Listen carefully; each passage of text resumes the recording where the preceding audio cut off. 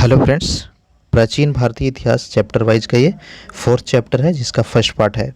इसमें हम वैदिक और उत्तर वैदिक काल के 50 मोस्ट इम्पॉर्टेंट एमसीक्यू को देखेंगे जो कि आपके आने वाले एग्जाम्स के लिए काफ़ी बेनिफिशियल होगा। चलिए देखते हैं। पहला प्रश्न है, आर्य शब्द मूल रूप से किस भाषा का है? आंसर हो जाएगा ऑप्शन बी, संस्कृत। बोजोक कोई की संधि का काल ये माना जाता है 1350 ईस्वी पूर्व। बोजो कोई की संधि किसके बीच हुई थी? यह हुआ था हितदास के राजा और मितामी साम्राज्य के बीच। Option C. नेक्स्ट है, भोरोपीय भाषा का काल इंपॉर्टेंट है।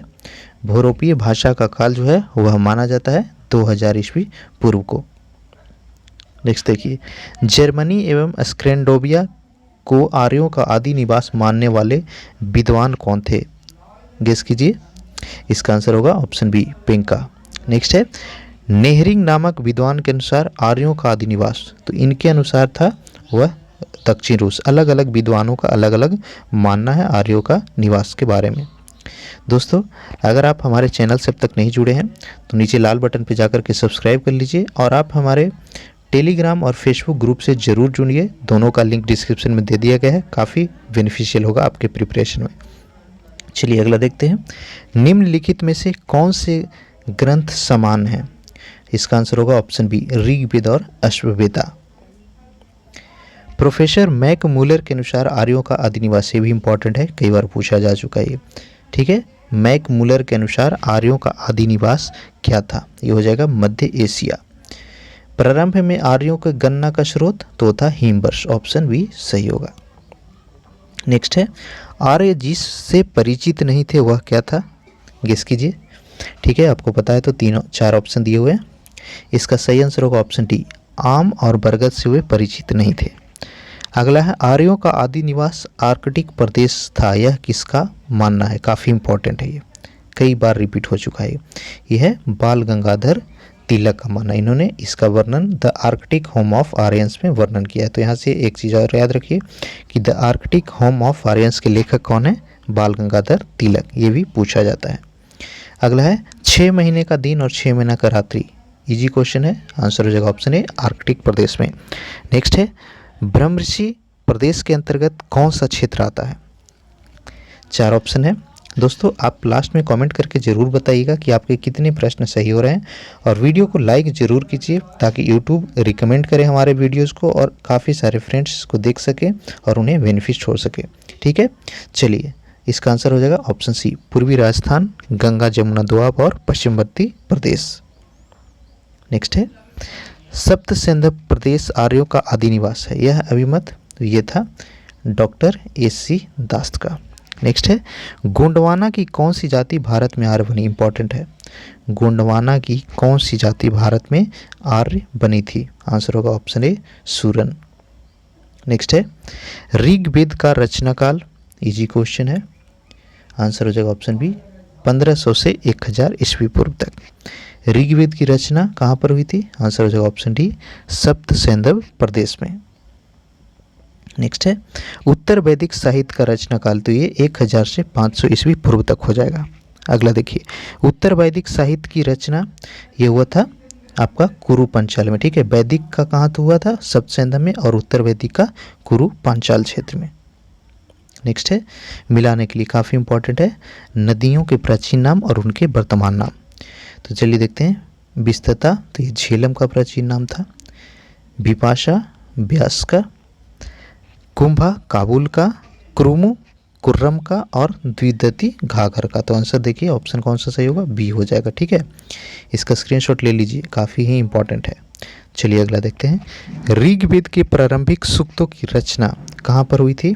यह हुआ था अफगानिस्तान से सिंधु प्रदेश के बीच। ब्रह्मवर्त क्या है? तो ये सरस्वती एवं द्विदती के मध्य का भाग को कहा जाता था ब्रह्मवर्त।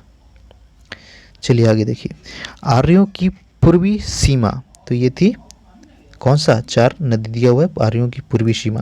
आंसर हो जाएगा ऑप्शन बी, गंगा नदी। ठीक है दोस्तों, आपसे रिक्वेस्ट है कि प्राचीन भारत का भी आपका ये जो चल रहा है और मॉडर्न हिस्ट्री, ठीक है, आधुनिक भारत का कंप्लीट करा दिया गया है, उसका लिंक डिस्क्रिप्शन में दिया हुआ है कंप्लीट प्लेलिस्ट का, उसको ज़रूर एक बार देखिए, काफ़ी ही बेनिफिट होगा आपके एग्जाम्स में। ठीक है, चलिए अगला देखिए, ऋग्वैदिक काल की जानकारी कहाँ से मिलती है?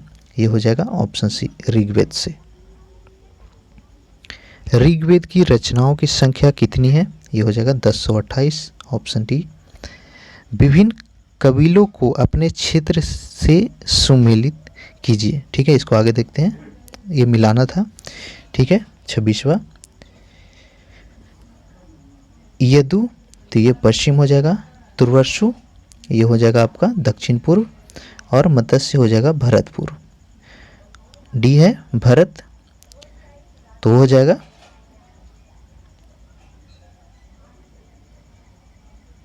ब्रह्मवर्ती क्षेत्र। ध्रुव एवं मनुष्य पंजाब में है, और पूर्व सरस्वती नदी के पास, तो आंसर हो जाएगा ऑप्शन ए। नेक्स्ट देखिए, आर्यों के कबीलों में आपस में युद्ध होता रहता था, ये युद्ध का जो कारण था वह क्या था? आंसर हो जाएगा अधिक भूमि और पशु के लिए युद्ध अक्सर होते रहता था उनके बीच। 28वां देखिए, ऋग्वेद में 20 शब्द का उल्लेख, इंपॉर्टेंट है, ऋग्वेद में 20 शब्द का जो उल्लेख है वह 170 बार हुआ है। ऋग्वेद में जन शब्द का उल्लेख, ठीक है, जन मतलब जनता, तो उसका उल्लेख किया गया है लगभग 275 बार। दशरथ युद्ध में भाग लिया था किसने? ठीक है, दशरागी युद्ध में, तो ये जो है इसमें टोटल कितने राजाओं ने भाग लिया था? आंसर हो जाएगा 30 राजाओं। नेक्स्ट है, आर्यों की सबसे छोटी प्रशासनिक इकाई, जो सबसे छोटा एडमिनिस्ट्रेटिव यूनिट था, उसको क्या कहा जाता था? कुटुंब, समाज, कबीला या फिर ग्राम? इसका आंसर हो जाएगा कुटुंब, ऑप्शन ए। नेक्स्ट है, कुलप क्या है? तो कुलप कहा जाता था आर्य परिवारों के प्रधान को, जो मुखिया होता था परिवार का, उसको कुलप कहा जाता था। राष्ट्र की अवधारणा स्थापित कब हुई थी? इंपॉर्टेंट है, एक राष्ट्र या जो अभी वर्तमान समय में राष्ट्र की अवधारणा है वह कब स्थापित हुआ था? आंसर हो जाएगा उत्तर वैदिक काल में। राजा का निर्वाचन किसके द्वारा किया जाता था? ये हो जाएगा समिति के द्वारा, सॉरी जनसभा के द्वारा। ठीक है, राजा का जो नहीं जनसभा तो वर्तमान समय में जनप्रतिनिधित्व, पहले समिति चुनाव जो होता था वही राजा का निर्माण करती थी। नेक्स्ट देखिए, आर्यकाल में वज्रपति क्या होता था, यानी वज्रपति किसको कहा जाता था? इसका आंसर होगा ऑप्शन बी, राजा द्वारा गठित सेना का जो संचालक होता था उसको वज्रपति के नाम से जाना जाता था। नेक्स्ट देखिए, इंपॉर्टेंट है, ऋग्वैदिक कालीन समाज कैसा था? आज क्या है, पितृसत्तात्मक है, तो ऋग्वैदिक कालीन जो समाज था वो कैसा था? वो भी पितृसत्तात्मक ही था, बाप का राज बेटा को मिलेगा। ठीक है, नेक्स्ट देखिए, ऋग्वेद में वर्णित 100 वीर शब्द का अर्थ, 100 वीर का मतलब क्या होता है? तो इसका मतलब पुत्र होता है। ऋग्वैदिक परिवार कैसे होते थे? वो होते थे संयुक्त परिवार। ठीक है, मिलजुल कर काफ़ी बड़ा परिवार संयुक्त परिवार होता था, एकात्मक नहीं होता था वर्तमान समय के जैसा।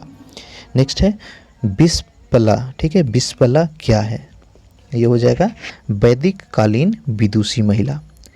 नेक्स्ट है, आर्यों के काल में प्रचलित प्रथा, इंपॉर्टेंट है, आर्य काल में बाल विवाह, सती प्रथा, स्वयंवर प्रथा या फिर नियोग प्रथा, इसमें से कौन सा प्रचलित था? हो जाएगा नियोग प्रथा।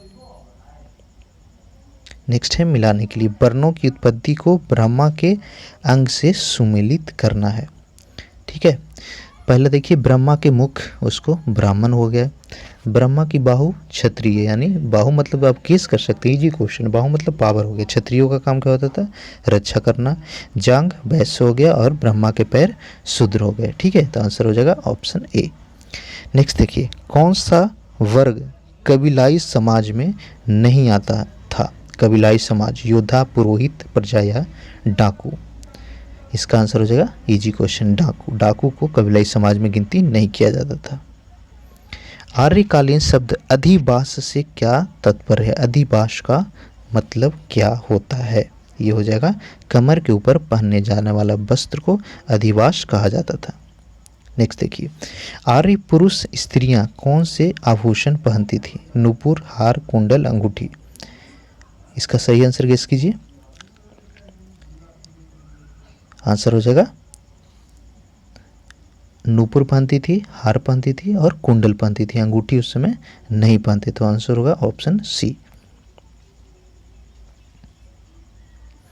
आर्यों के घर किससे बनाए जाते थे? ये हो जाएगा लकड़ी से,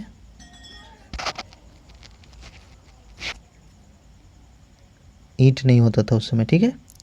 ये हो जाएगा लकड़ी, घास फूस और बांस। तो ऑप्शन बी सही होगा। नेक्स्ट है, वैदिक काल में शिक्षक कौन होता था? ब्राह्मण, क्षत्रिय, वैश्य, शूद्र। इजी क्वेश्चन है, आराम से आप सही कर पा रहे होंगे इसको। ब्राह्मण, ऑप्शन ए।